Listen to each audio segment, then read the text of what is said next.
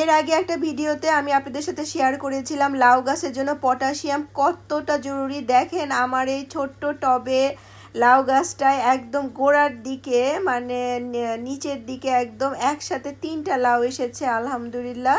তা আমি গাছে চেষ্টা করি প্রতি সপ্তাহ না হলেও 1 সপ্তাহ পর পর পটাশিয়াম মানে কলা কিংবা কলার সিল্কা ভেজানো পানি দিতে। তো এখন এই 3টা লাউয়ের ভিতরে আমার একটা লাউ টিকবে এবং এই প্রথম যে ফুলটা ব্লুমিং হয়েছে সন্ধ্যায় আর একটা হয় এবং এই দুইটা আমি একই দিনে পলিনেশন করে দেই। তার 3 দিন পরে এটা আলহামদুলিল্লাহ মানে 72 ঘন্টা পরে দেখেন আমার একটা লাউ আলহামদুলিল্লাহ টিকে গিয়েছে, আর একটা লাউ আমি কেটে দিব। তো এর জন্য আমি বলছি যাদের গাছে শুধুমাত্র পাতা তারা লাউ গাছে পর্যাপ্ত সঠিক খাবার দিতে হবে এবং সেটা হলো পটাশিয়াম।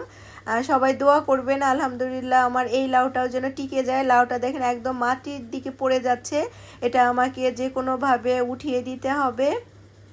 আমি আমার এবার লাউ গাছ ম্যাক্সিমাম কিন্তু টবে করেছি।